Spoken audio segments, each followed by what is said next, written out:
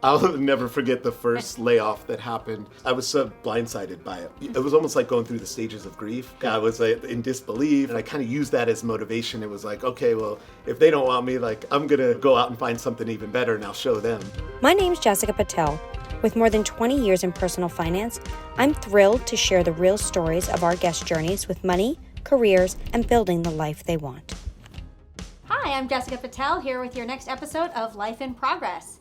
Today we're here with Mark Williams, who's a member of our Singleton Advisory Council, who's also was a marketing executive, and you recently had a really big career shift. And so, what's going on? I actually have a degree in film, so kind of nothing to do with what I currently do, but I fell into it by accident at the start of my career. I started off working in Hollywood, wanted to be a producer, and soon found that I wanted more stability and a paycheck to be able to meet my monthly rent. And I found a job working at a small tech startup that was right at the cutting edge of when pay-per-click marketing was getting started. And I got some small projects handed to me by the CEO, and I figured out Google AdWords and Yahoo and how to do search marketing. And from there, I built a career helping out businesses, large and small, be able to find audiences, be able to drive conversions, drive sales, all those sorts of things. For the last 20 years now, focused on helping out companies connect with brands and work with influencers as well to be able to find those areas and these new ways of marketing that didn't exist in the past. Great. So I would love to just kind of back up just for 1 second, because I love that kind of idea of I was in film, but I needed something more stable. And how did you feel when you had started out in film, and did it alleviate and did it ameliorate once you started doing, kind of your tech job? No, that's an important point. Because I feel like for any change in a career or life decision, it's important to find a way to pivot and leverage skills that you already have and not just try to start off fresh every time. Because especially as you get older, you don't want to go all the way back to the beginning starting line. Yeah. So what I did when I moved out of film, I noticed that you pick up a lot of skills actually working in film, and it might not seem like that right off the bat. I've even have other friends that have stayed in and they don't think that they have something applicable. But for me, since I started off as an assistant, I worked as a PA both on set and in the office. I started to learn skills that actually, for executive teams at any company, would like to have that attention to detail, the ability to set up meetings, organize and keep track of a lot of different moving pieces of any project going on. Yeah. All those things are applicable to a lot of different fields. So that's what I did moving over. I formed a close relationship with the CEO at the company that I got hired for, and I was helping him out from scheduling things and setting up, even almost doing facilities and helping out the office and making sure things were running well. Yeah.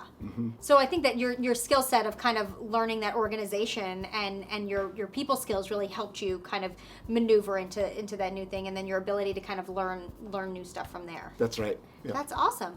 And now tell me a little bit about how, in working in tech and as you grew with that role, how did you navigate the shifts in technology? Because obviously, over the past 20 years, it's markedly shifted. Over the past 5 years, it's still created that, it's constantly changing and so significantly. How have you been able to keep up with those kinds of changes in your career? Yeah, that's the great and the good and the bad of tech. I think it's one of the reasons a lot of us love it is you never stuck doing the same thing for a long period of time. It's also what led to me now going off in freelance consulting on my own. There's the bad part is a lot of the jobs don't last. They're not a forever job. They're not like our parents of old that might have been with a company for 30, 40 years, and then they're finishing with a pension and all those things, great things.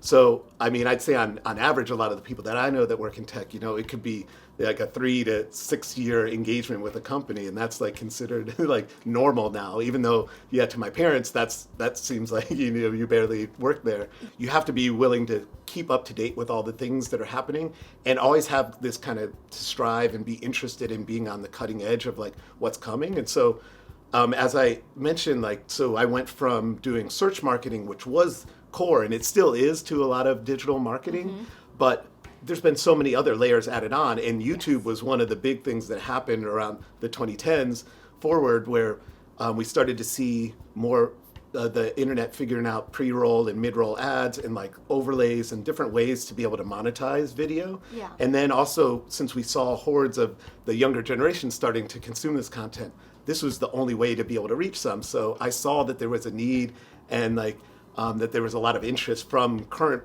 advertisers that I already had. So that's when I decided to kind of shift my career into focus on video specifically. So it's always keeping up to speed with what the new platforms are, like what are the new opportunities, and like how you can work with people that are like have good ideas around those. When you had your big career changes, right? For me, you have those moments, like you said, 3 to 6 years, right? And I think when you're working, even as a young person, when you have those moments, like if you're not the one quitting and leaving and going someplace else, or if you're laid off, especially if you're in a tech startup, do you know what that feels like, and how did you navigate those kinds of things? Yes. So I'll never forget the first layoff that happened, because I was so blindsided by it. I also didn't know, I wasn't that experienced in the corporate world, but one of the signs that I saw is like whenever you start to see shakeups at the top and CEOs change and things, the whole company structure could change. And that's exactly what happened to me. So that layoff really hit me hard, because I had thought I found my like long-term company, because I had done a lot of jumping around, as some people end up doing in tech, because you see another opportunity. For me, it was like even a commute was a thing here in LA with a bad commute. I had a long one out to San Dimas, and then I found a job that was in LA proper. So I took it, and I really liked it, and I thought I was going to be there a long time. And turned out it was about 8 months or 9 months in. All of a sudden, they were doing layoffs, and I was part of it. So it really was a blow to the ego. I just hit the ground, and I kind of used that as motivation. It was like, okay, well, if they don't want me, like I'm going to go out and find something even better, and I'll show them. Yeah. So you used it as a motivator, because I think that for a lot of people, when you do have that layoff, it can be really stressful, right? You're like, what did I do? And why didn't this work out? And will I find another job, right? Like those are really significant emotional things that you have to go through. So the fact that you were able to like kind of recover in that 3-week period is amazing, because I think that for a lot of people, it can really weigh on them, and you can wind up depressed, and you can wind up, in a place where it's even harder to get that next gig, because you don't think you're as good, and you don't think you have those abilities, right? Right, yeah. So then the more recent one that led to me starting to go off on my own in consulting was I did have a longer term of after a contract ended and not having anything and not really seeing anything on the immediate horizon. Yeah. I finally decided to take a bet on myself. I was like, I want to have something that I have more control over. Yeah. And then I can know that I can see a direct result of all the effort I give in, that I'm getting back in, and I don't have to worry about getting laid off. So that's kind of what you're not going to lay yourself off, so Yeah. you're kind of in a good place.